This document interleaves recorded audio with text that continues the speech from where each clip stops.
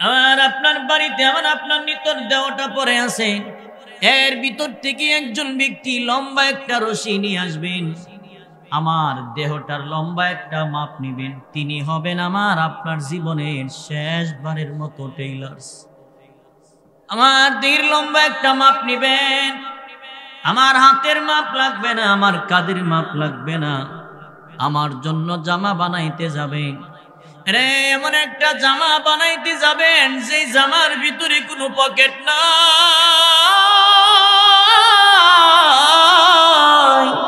যেই জামাতে কোনো কলার বোতাম সেলাই নাই। অন্য আরেক দল মানুষগুলি আমার আপনার ঘরে রাখার জন্য একটা ঘর বানাইতে যাবেন, বাড়ির গোরস্থান। ওইখানে আমার জন্য 3.5 হাত, আপনার জন্য 3.5 হাত, ধনীর জন্য 3.5 হাত, গরিবের জন্য 3.5 হাত। এই ঘরটা বানাবেন। অন্যদিকে বাড়িতে বড়ই পাতার গরম পানির জাল দেওয়া হবে। আরেক দল মানুষ যাবেন, আমার আপনার বাড়িতে একটা গাড়ি আনবেন যার নাম হলো মসজিদের পালকি। এই পালকিটা সবার বাড়িতে আগে পরে একদিন না একদিন হাজির হবে। আমার জন্য একটা গোসলখানা বানানো হবে লাল পর্দা দিয়া, অথবা কোনো একটা কাপড় দিয়ে আমার আপনার জন্য গোসলখানা বানানো হবে। এরে যেই গোসলখানাতে আর কাউরে কোনোদিন গোসল দিবে না, শুধুমাত্র আমারই গোসল দেওয়া হবে গো। এইভাবে আমার গোসল যখন কমপ্লিট হয়, এরে যখন বান্দারে গোসাইতে থাকেন, যখন তার শরীরে পানিগুলো ডালেন, ওই বান্দা যদি গুনাহগার হয়, ওই সময় চিৎকার দিয়া কান্তি থাকেন আর বলতে থাকেন, আস্তে আস্তে আমারে ঘষা দাও, তোমাদের হাতের চাপ আমি সহ্য করতে পারি না।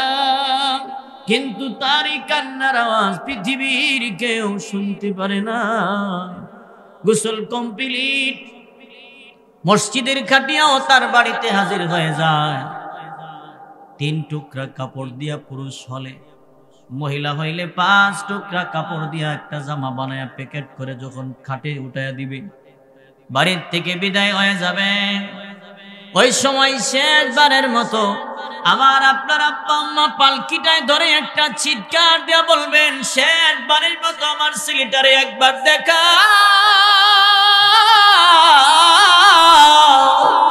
আর হয়তো বা জীবনে কোনোদিন আমি দেখবো না। আমার আপনার বিবিটা পর্দার আড়ালে শাড়ির নিচে, শাড়ির আঁচলের নিচে মুখটা লুকায় কানবেন আর বলবেন, মালিক আজকের পর থেকে বুঝি আমি বিধবা হইয়া যাই। আর একদল মানুষ আমার আপনার বিবির কাছে গিয়ে বলবেন, স্বামীর কাছে যদি কোনো দাবি থাকে তারে মাফ করে দিও, মাফ করা না করা এটা আমার বিবির ব্যক্তিগত বিষয়। এই কথা ঠিক কিনা জোরে বলেন। আমার বিবি মাফ করতেও পারে নাও পারেন। আমার আপনার ছেলে মেয়েগুলি খাটিয়ায় ধরে ধরে কানবেন আর বলবেন, আব্বা আজকের পর থেকে বুঝি আপনি এতিম হয়ে যান, আমাদেরকে এতিম বানায় আপনি জনমের মতো বিদায় হয়ে যান, আর বুঝি কোনোদিন আব্বা ডাকতে পারবো না। এই যে কান্না কানলো, বলেন তো কবর পর্যন্ত কেউ যাই বলি? আর জোরে বলেন, কবরে কেউ যাইব না। এই যে লোকটারে কবর পর্যন্ত নিয়ে কবরে শোয়া দিয়ে আসেন, ওই কবরওয়ালা যদি গুনাহগার হয়, ওই সময় যখন তারে খাটিয়া দেন, খাটিয়া দিতে দিতে কবরটা যখন ছোট হয়ে যায়, যখন শেষবারের মতো মানুষগুলি লাভ দিয়া কবর থেকে উইটা যান, ওই সময় কবরওয়ালা তার পায়ে ধরে কান্দের বলে, আমার একা একা পালাইয়া তোমরা যায় না,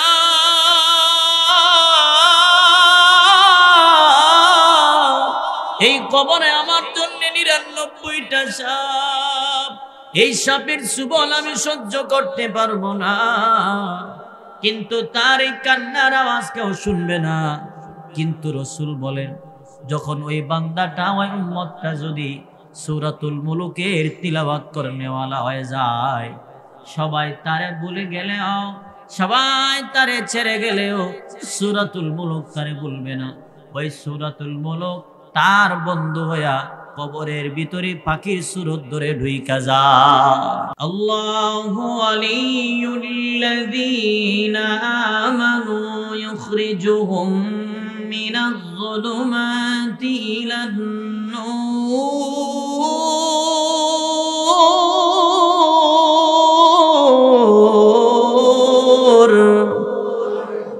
আল্লাহ বলেন, আমি আল্লাহ যার অভিভাবক, আমি আল্লাহ যাদের ওলি হয়ে যায়, আমি আল্লাহ এদেরকে অন্ধকারের পথ থেকে ফিরে আলোর পথে পরিচালিত করি। এখানে আইনা বসাইছেন, এটা একটা আলো। আল্লাহ যে আমাদের অভিভাবক, এটা 100% সত্য কথা, ঠিক না? ঠিক জোরে বলেন। কেন দেখবেন কত মানুষ আছে ফজরের নামাজ পড়ে না, কিন্তু ভোর রাত্রে উঠে দৌড়াদৌড়ি করার লাগে, কথা কয় না? আপনাদের এই দিকে মনে হয় না এরকম? আল্লাহ কয় এমন সিস্টেম করে দিব, ফজরের নামাজ উঠলে তোর কাল লাগবো, তোর কষ্ট লাগবো, এমন রোগ দিয়া দিছে আল্লাহ। এখন ফজরের নামাজ পড়লে ফল, না পড়লে নাই, ভোর রাত্রে উঠা ঠিকানা আছে নেই। হ্যাঁ, এই জন্য আসলে বলেন তো ক্ষমতা কার? আরো জোরে বলেন, ক্ষমতা কার হাতে? আমরা তো চিন্তা ভাবনা আছিল মোটামুটি 42 সাল পর্যন্ত দেশটা আমরা চালাইতাম, কথা ঠিক না? চিন্তা ভাবনা আছিল মোটামুটি 42 সাল পর্যন্ত দেশটা আমরা চালাইতাম। আল্লাহ বলে, তোরা চিন্তা ভাবনা কর, ভাই সালামি দেব। এই কথা ঠিক না বেটি? চিন্তা ভাবনা করতে করতে এমন পর্যায়ে গেছে, লাল ফাস্টফুড লীল ফাস্টফুড বানাইছে, শেষ পর্যন্ত জংলাত গিয়ে ধরা খাইছে, বাইরে যাইতে পারে না, কথা কোন? ক্ষমতা কার হাতে? আমরা স্বভাব চাল চলন দেখলে মনে হয় সব ক্ষমতা আল্লাহ আমরা দিয়ে লাইছে, কথা ঠিক না? আরে না, আসলে কথা কিন্তু বাস্তব। আমাদের স্বভাব চরিত্র দেখলে মনে হয় সব ক্ষমতা আল্লাহ আমাদেরকে দিয়ে লাইছে। কেন? দেখবেন কোন মানুষ যদি দেহ একটু মোটা সোটা হয়, দেখতে একটু বড় সড়ো দেখা যায়, গায়ে শক্তি বেশি, এই লোক দেখবেন রাস্তার মোড়ে দাঁড়ায় জিজ্ঞেস করবে, এদিকে রিক্সাওয়ালারে দমক করবে, এদিকে বাজারে যাবে, বলে হ যাবো, ভাড়া কত? উচিত থেকে 10 টাকা বাড়ায় চাইলে শখ দুইটা বড় বড় করে আমি তাকায় থাকবো, যেমন বোঝা যায় যে পিছন দিয়ে 12 ভোল্ট ব্যাটারির ক্লিপ লাগাই থুই রাখছে, কথা কন্যা দি। গোষ্ঠী যদি বড় হয়, ছোট গোষ্ঠীর লোকের সাথে জোর জুলুম করে। আপনাদের এখানে গোষ্ঠী বলেনি? কি বলে? গোষ্ঠী বলে না? গোষ্ঠী বলে, কোন জায়গায় সমাজ বলে। গোষ্ঠী বড় হইলে ছোট গোষ্ঠীর লোকের সাথে জোর জুলুম করে। বাজারে যদি মেম্বার চেয়ারম্যানের সাথে আত্মীয় থাকে, তখন বাজারে গেলে বেটার পাওয়ার থাকে আলাদা। যে লোকের গায়ে শক্তি বেশি, বিবি যদি তরকারিতে লবণ একটু কম বেশি দেয়, তখন দেখবেন রাগের ছুড়ে বেটা 2-3টা ফ্লিট ভেঙে লাইতে চায়। বিবি যদি একটু কথা বলে, কানের নিচে 2-3টা মাইরা এটারে হুতাই তুই হ্যাঁ শোয়া রাহে হইতে তার, কথা কন না দি। কেলে গায়ে বেটার পাওয়ার বেশি, শরীরে শক্তি আছে। কিন্তু এই যে বাহাদুর ব্যক্তিরা, এই বাহাদুর ব্যক্তির যদি 1 ঘন্টার ভিতরে 2-3 বার টয়লেটে যাওয়ার লাগে, যেটারে আমাদের গ্রামের ভাষায় বলে পাতলা পায়খানা, ডায়রিয়া, তখন বলেন তো আর আওয়াজ তাহিনী, আরো জোরে কম। তখন ওই রিক্সাওয়ালার কাছে গিয়ে বলবো, কুড়িগ্রাম যাবো, কুড়িগ্রাম। কি হয়েছে চাচা? জানটা বেশি ভালো না। আরে কথা ঠিক না? ঠিক জোরে কম। বিবি যদি বলে, আমার তো ফ্রিজে গরুর গোশত আছিল, কালা বোনা করছি, খায়ালো, বলবো ফাজলামি করস, ফাজলামি করস আমার সাথে, জানোস না ফেটো গন্ডগোল, জাল খাওয়ান যাইতো না, আমারে পানি দিয়া সিরা ভিজাই দেয়। আরে কথা কর না দে। আল্লাহ বলে, কি রে তুই বাথরুম বানাইছ, তুই বাথরুম করার লাগি নাকি অফিসের হিসাব করার লাগি? বাথরুম বানাইছ বাথরুম করার লাগি, গণ 2-3 বার গেছ, তার বাহাদুরি নাই। খুলিকাল ইনসানু দাইফা, দুর্বল করে বানাইছি, ফাজলামি করিস না। ক্ষমতা কার হাতে? আওয়াজ করে বলেন, কার হাতে? আল্লাহ বলেন, তাবারাকাল্লাযী বিয়াদিহিল মুলকু ওয়া হুয়া আলা কুল্লি শাইইন কাদির।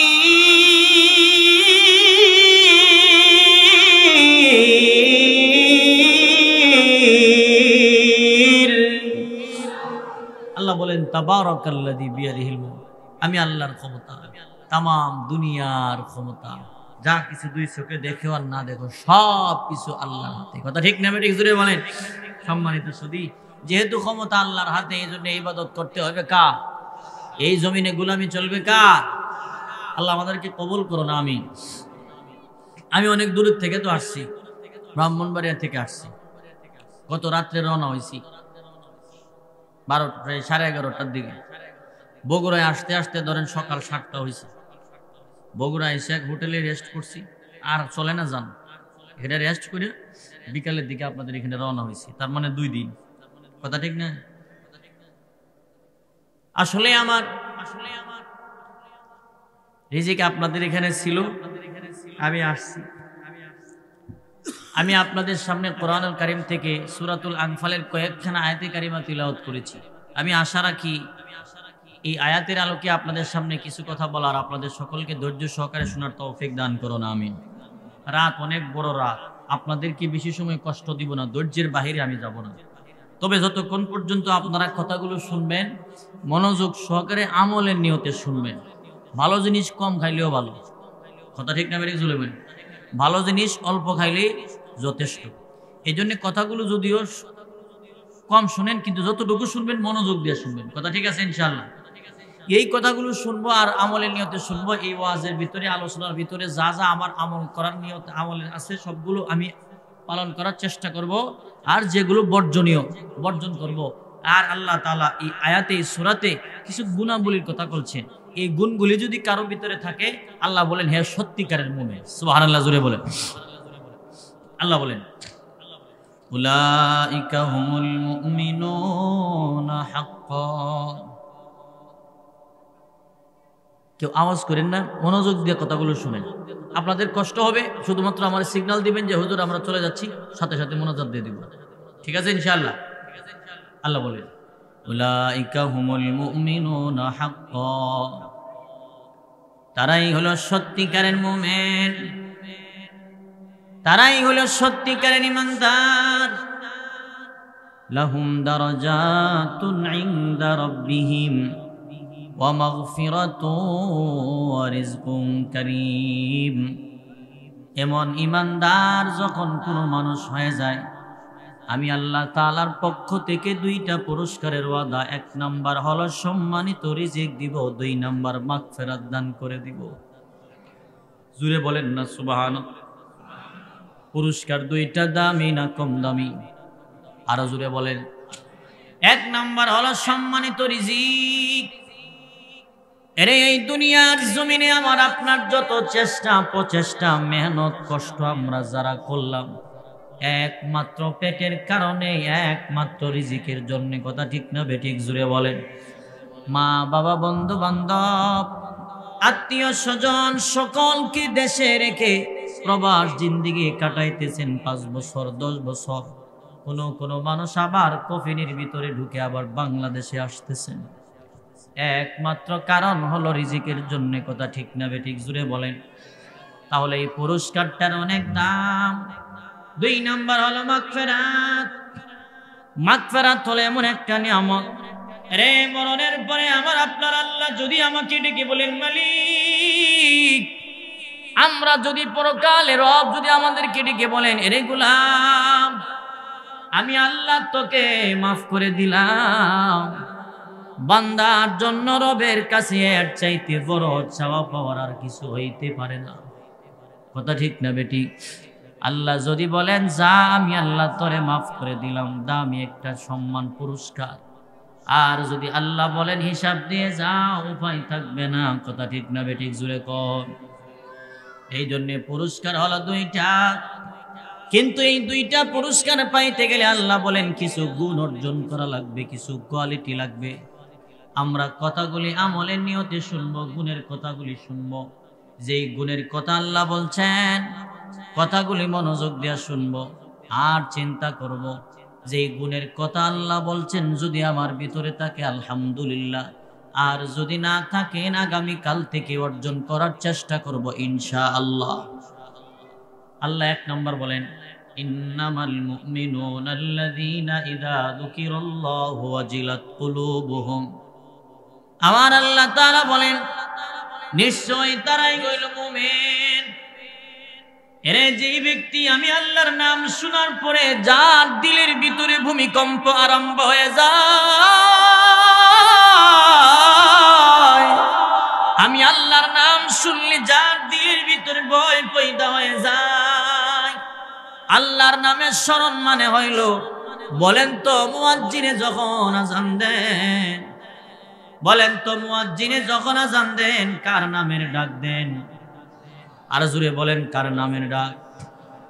যদিও মুয়াজ্জিনে আযান দেন, কিন্তু এই মুয়াজ্জিনের বাপ দাদার ব্যক্তিগত কোনো ডাক নয়, মসজিদ কমিটির বাপ দাদার ব্যক্তিগত কোনো ডাক নয়। মুয়াজ্জিনে যদিও আমার আপনার বাড়ির মাইক দিয়া দৈনিক 5 বার আযান দিয়ে যান, মুয়াজ্জিনে রবের পক্ষ থেকে ডাক দেন, এরে এইখানে হবে মুমিনের পরীক্ষা। আযান শুনলে যদি আমার আপনার মনটা নামাজের জন্য পাগল হয়ে যায়,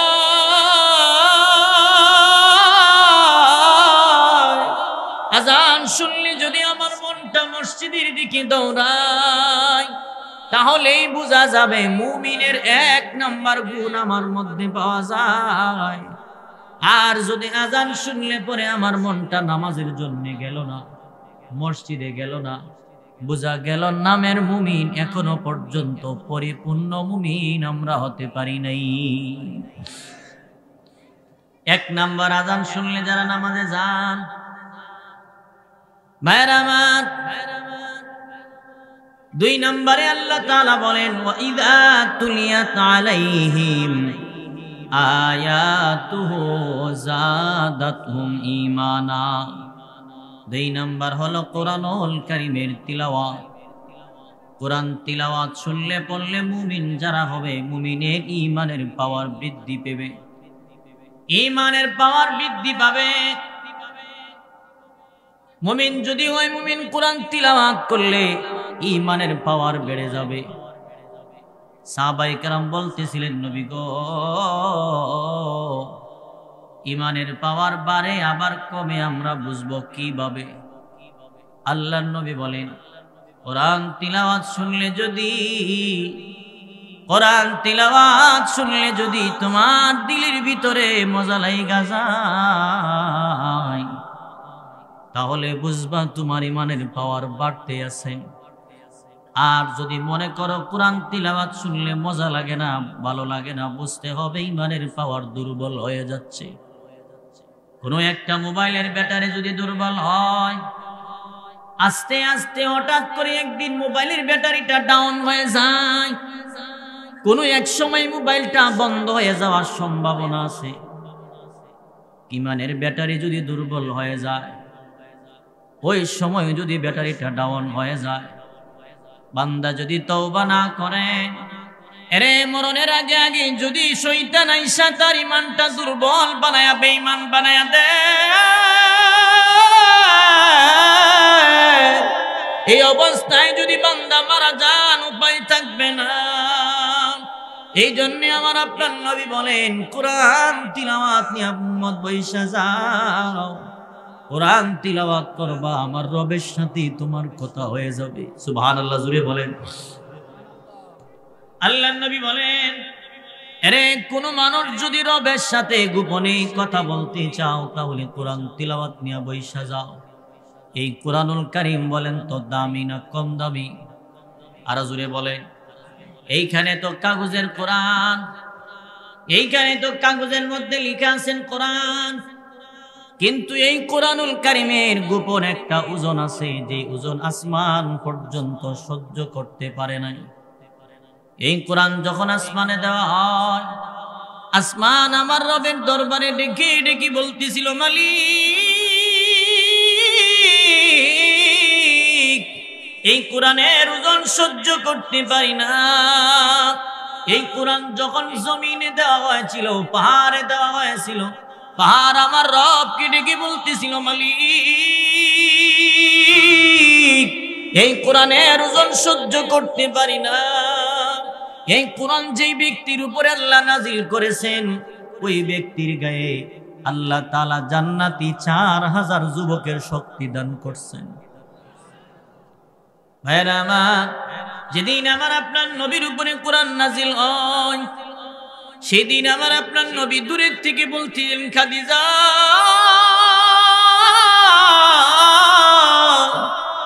জাম্মিলুনি জাম্মিলুনি, আমারে কম্বল দিয়া তুমি ধইরা যাও। আম্মাজান বলেন যখন আমার নবীর আমি কম্বল দিয়ে ধরলাম, এমনি দেখি আমার নবীর গায়ে তাপ উঠছেন, জ্বর আসছে।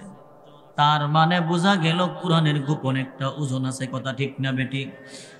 এই কোরআন তো অনেক দামি কিতাব, যেই কিতাবের শুরুতে আল্লাহ বলেন কোনো ভুল নাই, যালিকাল কিতাবু লা রাইবা ফীহি হুদাল লিল মুত্তাকিন।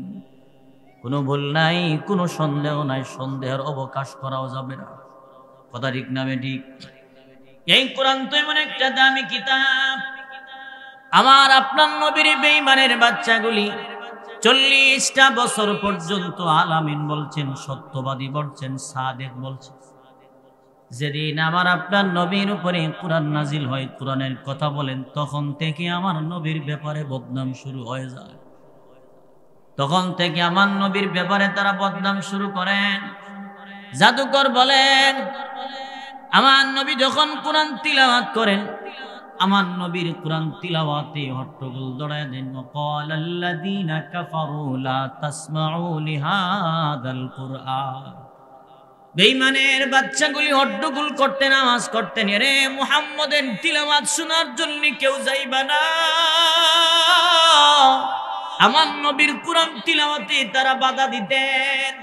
বর্তমানে আমাদের দেশেও এমন কিছু মানুষ ছিল যারা তাদের সাথে তাল মিলায়া ওয়াজ মাহফিলে বাধা দিত।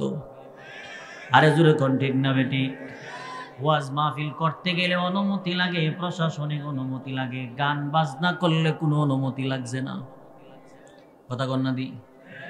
কোরআন হাদিসের কথা বললে অনুমতি লাগছে, কিন্তু নর্তকীদের গাইনা না চাইলে, গান গাওয়াইলে অনুমতি লাগছে না।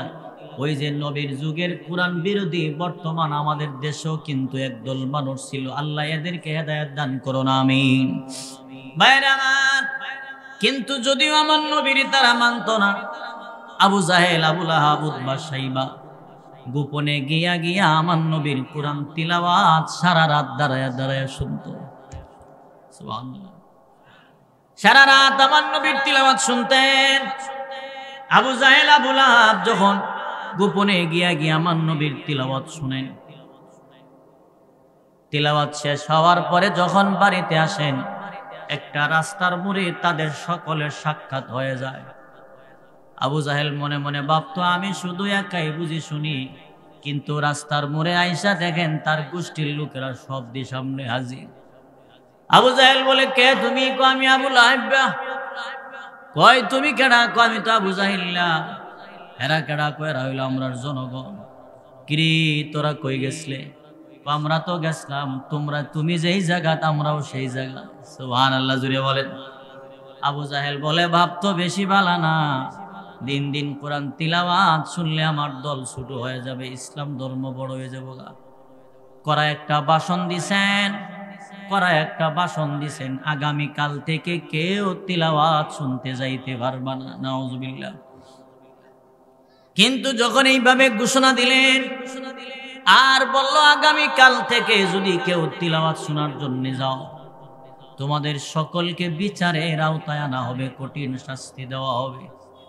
এই বলে যখন তারা বিদায় হয়ে গেল, আবার যখন পর্যায়ক্রমে রাত্র হয়ে গেল, রাতের বেলায় যখন যার যার বাসস্থানে ঘুমায় যায়, আরে ওইদিকে আমার আপনার নবী কোরআন তিলাওয়াত নিয়ে যখন বৈশা যান,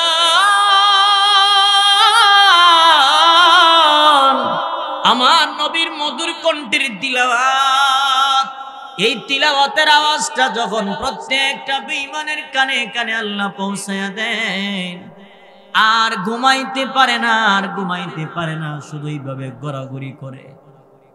জনগণ এবার মনে মনে বলেন, গতকালকে নেতা যে ভাষণ দিছে, মনে হয় নেতা আজকে যাইতো না, আমরা যাইগা। আবু লাহাব বলেন, আমাদের নেতা গতকালকে যে ভাষণ দিছে, মনে হয় নেতা যাইতো না, আমি যাইগা। আবু জাহেল এবার ডানে বামে মাথা ঘুরায় আর বলে, গতকালকে যেই পরিমাণের ভাষণ দিছি, মনে হয় জনগণ দরজায় খুলতো না, আমি গিয়া তিলাওয়াত শুনাই গা। এইভাবে এক একজনের মনোভাব একরকম, কিন্তু মূলত সবাই এক জায়গায়। কথা ঠিক কিনা? এইভাবে আবু জাহেল গেছেন, তারা যাইতো না মনে করে, জনগণ গেছেন, আবু জাহেল যাইব না মনে কইরা। এইভাবে তারা যার যার ভাবে দাঁড়ায় দাঁড়ায় আমার নবীর তিলাওয়াত লম্বা সময় পর্যন্ত শুনতেছে। তিলাওয়াত যখন শেষ হয়, আবার যখন বাড়িতে আসবেন, এমনি দেখা যায় সবার সাথে সাক্ষাৎ। আবু জাহেল মুখ ডাকাইতেছে, কিরে তুই কেডা? আমি আবুল আইবা। তুই কেডা? আমি আবু জাহিল। আবু জাহেল রাগে রাগান্বিত হয়ে বলেন, জবাব দে, কই গেছলে উত্তর দিয়া যা। জনগণ সবাই তো আর বোকা না, এর মধ্যে কিছু জনগণ আছে চালাক জনগণ। কথা ঠিক কিনা বলেন? জনগণ একটা দাঁড়ায় বলেন, নেতা আগে আপনার জবাব দেন, আপনি তো ইমাম সাহেব, আপনি ইমাম কোন জায়গায় গেছেন? আমরা তো মুসল্লি, ইমাম যেই জায়গায় মুসল্লিও এই জায়গায়। আপনি জবাব দেন, আপনি কোথায় গেছিলেন? এবার আবু জাহেল বলেন, রে আমি তো গিয়েছিলাম ওই জায়গায় সারা রাত দাঁড়ায় দাঁড়ায় মুহাম্মদ ইবনে আব্দুল্লাহর তিলাওয়াত শুনতে। আপনি না নিষেধ করেছেন তিলাওয়াত শুনতে যাওয়া যাবে না, আমাদেরকে নিষেধ করলেন, কেন গেলেন? আবু জাহেল বলেন, এরে আমি তো প্রত্যেক দিন নিয়ত করি আর তিলাওয়াত শুনতে যাব না, কিন্তু যখন ওই মনে করে রাতের বেলায় ঘুমাই, আর যখন মুহাম্মদের তিলাওয়াতের কণ্ঠে আমার কানে আইসা লাইগা যায়, আমি কেমনে যাই আমি নিজেও বলতে পারি না। আল্লাহু আকবার জোরে বলেন। রে তিলাওয়াতের সুর আমার কানে লাগলে বিছানায় পিঠ লাগাইতে পারি না। এই সুর আমি আবু জাহেলকে ঘুমাইতে দিল না। আমি নিজে পাগলের মতো কিভাবে কেমনে গিয়ে তিলাওয়াত শুনি বলতে পারি না। এই তিলাওয়াতের সুর আমারে ঘুমাইতে দেয় না, আমি ঘুমাইতে পারি না। এবার জনগণ বলেন, তার মানে বোঝা গেল আপনার ভাতিজার কোরআন তিলাওয়াত সত্য। বলে 100% সত্য। মানেন না কেন? কম মানি না এই কারণে নেতাগিরি থাকতো না। নাউজুবিল্লাহ, নেতাগিরি থাকতো না। আমাদের দেশেও একদল মানুষ আছেন নেতাগিরি লাগে আলেমরে জেলে ভরতে মায়া লাগছে না। এই কথা ঠিক না বেঠিক? জুড়ে বলে। হুজুর নি কোনো জায়গায় বউ লইয়া যা, হুজুর কোন জায়গায় বউ লইয়া গেলে নারী নির্যাতনের মামলা দিস। কোন আলেম যদি কোরআনের মধ্যে কোরআন হাদিসের কথা বলতে গিয়া যদি উচিত কথা বলছে, তার মাথায় আল্লাহ তাআলা 2টা নূরের টুপি পড়াইয়া দিবেন। সুবহানাল্লাহ। وشفعه في 10 من أهل بيته كلهم قد وجبت لهن। আল্লাহ তাআলা তারে অনুমতি দিবেন, তারে আল্লাহ তাআলা পাওয়ার দিবেন, তুমি নিজে তো জান্নাতে যাইবা, তোমার আত্মীয় স্বজন থেকে 10টা লোকের সুপারিশ করে করে জান্নাতে নিয়ে যাও। আমি আল্লাহ ওয়াদা দিলাম, ঘোষণা দিলাম, যাদের জন্য জাহান্নাম ওয়াজিব হয়ে গিয়েছিল। সুবহানাল্লাহ। এই জন্য বলেন তো কোরআনের হাফেজের দাম আছে না নাই? এই কোরআনুল কারিমে একটা সূরা আছে যার নাম হলো সূরাতুল মুলুক। কোন মানুষ যদি প্রতিদিন রাতের বেলায় এই সূরাতুল মুলুকটা তিলাওয়াত কইরা ঘুমায় যায়, ওই বান্দা যখন এই আমলটা করা অবস্থায় দুনিয়া থেকে বিদায় হয়ে যাবে, আল্লাহর নবী বলেন দুনিয়ার সব মানুষ তারে ভুলে গেলেও এই কোরআনুল কারিমের এই সূরাটা তারে ভুলবে না, তার কবরে বন্ধু হয়ে যাবে।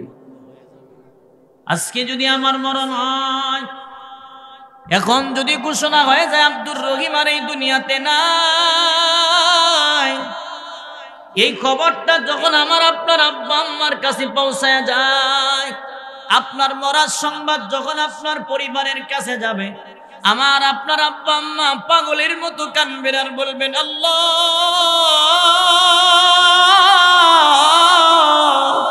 আর বুঝি কোনোদিন আব্বা ডাক শুনতে পারবো না। কিন্তু যতই কান্না করেন আমার আব্বা আমার সাথে কবর পর্যন্ত যাবে না, আমার বিবি আত্মীয় স্বজন কেউ আমার সাথে কবর পর্যন্ত যাবে না। আমার মরণের পর আমার আত্মীয় স্বজন বন্ধু বান্ধব হাজির হয়ে যাবে। আমার বন্ধু বান্ধব যদি আমার মরণের সংবাদ শুনে, আমার আমলনামা যদি ভালো হয়, তাহলে 2 ফোঁটা চোখের পানি ছেড়ে তারা কাঁদবে।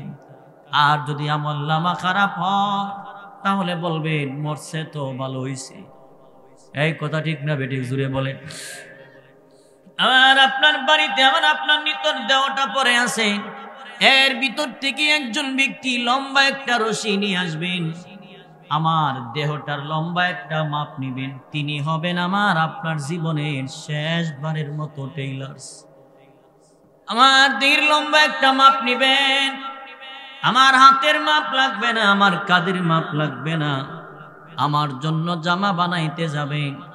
রে এমন একটা জামা বানাইতে যাবেন যে জামার ভিতরে কোনো পকেট নাই,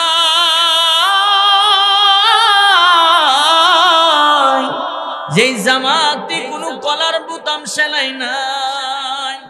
অন্য আরেক দল মানুষগুলি আমার আপনার ঘরে রাখার জন্য একটা ঘর বানাইতে যাবেন, বাড়ির গোরস্থান। ওইখানে আমার জন্য 3.5 হাত, আপনার জন্য 3.5 হাত, ধনীর জন্য 3.5 হাত, গরিবের জন্য 3.5 হাত। এই ঘরটা বানাবেন। অন্যদিকে বাড়িতে বড়ই পাতার গরম পানির জাল দেওয়া হবে। আরেক দল মানুষ যাবেন, আমার আপনার বাড়িতে একটা গাড়ি আনবেন যার নাম হলো মসজিদের পালকি। এই পালকিটা সবার বাড়িতে আগে পরে একদিন না একদিন হাজির হবে। আমার জন্য একটা গোসলখানা বানানো হবে লাল পর্দা দিয়া, অথবা কোনো একটা কাপড় দিয়া আমার আপনার জন্য গোসলখানা বানানো হবে। এরে যেই গোসলখানাতে আর কাউরে কোনোদিন গোসল দিবে না, শুধুমাত্র আমার এই গোসল দেওয়া হবে গো। এইভাবে আমার গোসল যখন কমপ্লিট হয়, এরে যখন বান্দারে গোসাইতে থাকেন, যখন তার শরীরে পানিগুলো ডালেন, ওই বান্দা যদি গুনাহগার হয়, ওই সময় চিৎকার দিয়া কাঁদতে থাকেন আর বলতে থাকেন, আস্তে আস্তে আমারে ঘষা দাও, তোমাদের হাতের চাপ আমি সহ্য করতে পারি না। কিন্তু তারই কান্নার আওয়াজ পৃথিবীর কেউ শুনতে পারে না। গোসল কমপ্লিট, মসজিদের খাটিয়াও তার বাড়িতে হাজির হয়ে যায়। 3 টুকরা কাপড় দিয়া পুরুষ হলে, মহিলা হইলে 5 টুকরা কাপড় দিয়া একটা জামা বানায়া প্যাকেট করে যখন খাটে উঠাইয়া দিবে, বাড়ির থেকে বিদায় হয়ে যাবে। ওই সময় শেষবারের মতো আমার আপনার আব্বা আম্মা পালকিটায় ধরে একটা চিৎকার দিয়া বলবেন, শেষবারের মতো আমার ছেলেটারে একবার দেখা,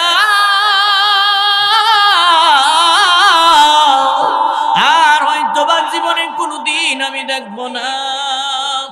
আমার আপনার বিবিটা পর্দার আড়ালে শাড়ির নিচে, শাড়ির আঁচলের নিচে মুখটা লুকায় কানবেন আর বলবেন, মালিক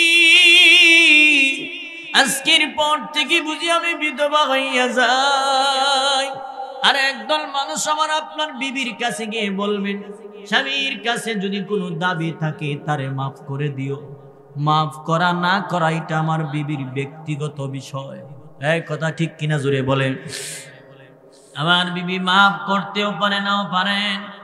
আমার আপনার ছেলে মেয়েগুলি খাটিয়ায় ধরে ধরে কানবেন আর বলবেন, আব্বা আজকের পর থেকে বুঝি আপনি এতিম হয়ে যান, আমাদেরকেও এতিম বানায় আপনি জনমের মতো বিদায় হয়ে যান, আর বুঝি কোনোদিন আব্বা ডাকতে পারবো না। এই যে কান্না কানলো, বলেন তো কবর পর্যন্ত কেউ যাই বলি? আর জুড়ে বলেন, কবরে কেউ যাই বলা? এই যে লোকটারে কবর পর্যন্ত নিয়ে কবরে শোয়া দিয়ে আসেন, ওই কবরওয়ালা যদি গুনাহগার হয়, ওই সময় যখন তারে খাটিয়া দেন, খাটিয়া দিতে দিতে কবরটা যখন ছোট হয়ে যায়, যখন শেষবারের মতো মানুষগুলি লাভ দিয়া কবর থেকে উইটা যান, ওই সময় কবরওয়ালা তার পায়ে ধরে কান্দের বলে, আমার একা একা পালাইয়া তোমরা যায় না,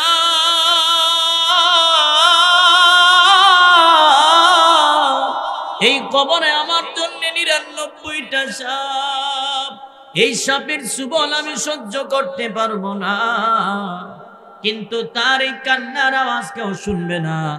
কিন্তু রাসূল বলেন, যখন ওই বান্দাটা, ওই উম্মতটা যদি সূরাতুল মুলুকের তিলাওয়াত করনেওয়ালা হয়ে যায়, সবাই তারে ভুলে গেলেও, সবাই তারে ছেড়ে গেলেও সূরাতুল মুলুক তারে ভুলবে না। ওই সূরাতুল মুলুক তার বন্ধু হইয়া কবরের ভিতরে পাখির সুরত ধরে ঢুইকা যায়। সবাই যখন চলে আসেন, দুইজন ফেরেশতা যখন তার কবরে হাজির হয়ে যায়, প্রশ্ন করবেন তিনটা, মার রব্বুকা ওয়া মান দীনুকা মান হাযার রাজুলুল্লাযী বুইসা ফীকুম। এই তিনটা প্রশ্ন করার জন্য চলে আসবেন। ওই প্রশ্ন যদি কারো সঠিক হয়ে যায়, সাথে সাথে কবরটা জান্নাতের বাগান হয়ে যাবে। আর যদি কবরে তিনটা প্রশ্ন কেউ ধরা পইরা যায়, সাথে সাথে কবরটা হবে জাহান্নামের গাড়া। আও হুফরাতুম মিন হুফারিন নার, এই কবরটার সাথে সাথে জাহান্নামের গাড়া হয়ে যাবে। কিন্তু ওই উম্মত যদি, ওই বান্দা যদি সূরাতুল মুলুকের তিলাওয়াত করনেওয়ালা হয়, ফেরেশতা যখন তারে প্রশ্ন করার জন্য আসবে, এমন সময় ফেরেশতা এবং কবরওয়ালার মাঝখানে সূরাতুল মুলুক এইভাবে গিয়ে দাঁড়ায়া যাবে, এইভাবে দাঁড়ায়া যাবে। ফেরেশতারা বলবেন আপনি কে? এবার সূরাতুল মুলুক বলবেন আপনারা কারা? বলে আমরা আসছি তারে প্রশ্ন করার জন্য, আমরা ফেরেশতা। আপনি কি? সূরাতুল মুলুক বলবেন আমি হইলাম সেই কবরওয়ালার বন্ধু। আমার এই বন্ধু দুনিয়ার জমিনে আমারে তিলাওয়াত করছেন, আমারে মোহাব্বত করছেন, আমারে বুকে লাগাইছেন, মুখে লাগাইছেন। আমি কবরওয়ালার বন্ধু। আপনারা কেন আসছেন বলে প্রশ্ন করতে আসছে। এবার সূরাতুল মুলুক বলবেন, রে যদি তোমাদের কোনো প্রশ্ন করার প্রয়োজন পড়ে আমার কাছে বলো, আমার কাছে বলো। আমি আমার বন্ধুর পক্ষ থেকে জবাব দিয়া দেই। আমার বন্ধুরে ঘুম থেকে সজাগ করা যাবে না। আমার বন্ধু ঘুমায় রয়েছেন, ফেরেশতারা ডেকে ডেকে বলতে থাকবেন, মালিক আমাদেরকে তো প্রশ্ন করতে দিল না। আল্লাহ তাআলা বলবেন কেন দিল না? জিজ্ঞেস করো ওই পাখিটা কি চায়। আবার জিজ্ঞেস করবেন কি চান বলেন। সূরাতুল মুলুক বলবেন আমি কি চাই? আমার এই বন্ধুটা কবরের ভিতরে আসেন, রে দুনিয়ার জমিনে আমারে তিলাওয়াত করছেন, বুকে লাগাইছেন, মোহাব্বত করছেন। দুনিয়াতে আমি তাহার কোনো উপকার আমি করতে পারি নাই। আজকে আমার বন্ধু, মা বাবা, আত্মীয় স্বজন, বন্ধু বান্ধব এই কবরের ভিতরে কেউ নাই। তোমরা আসছো আমার বন্ধুরে কষ্ট দেওয়ার জন্য গো। আরে বন্ধু তো সেই জন যেই বন্ধু বিপদের সময় কাজে লাগে, বিপদের সময় যেই বন্ধু কাজে লাগে। আমার এই বন্ধুটা কবরে আমি ছাড়া কেউ নাই। আমি আসছি যতক্ষণ পর্যন্ত আমার বন্ধুরে এই কবর থেকে জান্নাত পর্যন্ত রাস্তা না বানায় দেওয়া হবে, ততক্ষণ পর্যন্ত সেই কবর থেকে আমি যাব না। আমার আল্লাহ তাআলা ডাক দিয়ে বলবেন, ফেরেশতারা শুন, এই পাখি দুনিয়ার কোনো পাখি নয়। এই পাখি হইল আমি আল্লাহর কালাম। এই পাখি হইল আমি আল্লাহর কোরআন। আমি আল্লাহর কালাম যারে কবরের ভিতরে বন্ধু বলিয়া ডাক দিল গো, এই কালামুল্লাহ শরীফের খাতিরে ওই কবরওয়ালারে আমি আল্লাহ মাফ করে জান্নাতের মেহমান বানায়া দিলাম। কোরআন পড়লে লাভ আছে না নাই? হ্যাঁ জুড়ে বলেন লাভ আছে না নাই? যারা কোরআন পড়তে জানেন নিয়ত করেন আগামী কাল থেকে প্রত্যেক দিন রাতের বেলায় সূরাতুল মুলুক তিলাওয়াত কইরা ঘুমামু। রাজি আছি ইনশাআল্লাহ? গেল 2 নাম্বার কোরআনের তিলাওয়াত। 3 নম্বরে আল্লাহ তাআলা বলেন ওয়া আলা রাব্বিহিম ইয়াতাওয়াক্কালুন। 3 নাম্বার হলো মুমিন যারা হবেন সর্ব অবস্থায় ভরসা রাখবেন কার উপর? আরো জোরে বলেন। আপনাদের মনে অসুবিধা হইতাছে ঠিক না? খারাপ লাগতেছে মনে হয় নাকি? দোয়া করে দিতাম। আপনারা লড়াছড়া দি নাই, সব একবারে নীরব নিস্তব্ধ হয়ে বসেছে, যেমন বোঝা যাইতেছে যে আপনারা কবর জিয়ারত আছেন। আপনারা যদি একটু সুবহানাল্লাহ আলহামদুলিল্লাহ জোরে সুরে কন, তাহলে আমার জন্য একটু সুবিধা। সৌরবিদ্যুতের প্যানেল আছে না উপরে যে থাকে, কথা বুঝেন? সৌরবিদ্যুৎ যারা সৌরবিদ্যুৎ উপরে একটা ইয়া থাকে না, তালি থাকে, একটা ডিস থাকে, ডিসেলাইনের মতো প্যানেল, ওইটাতে যখন তাপ দেয় ওইটার মধ্যে লাগে, হিট হলে নিচে ব্যাটারিটা চার্জ হয়। কথা ঠিক না ঠিক বলেন?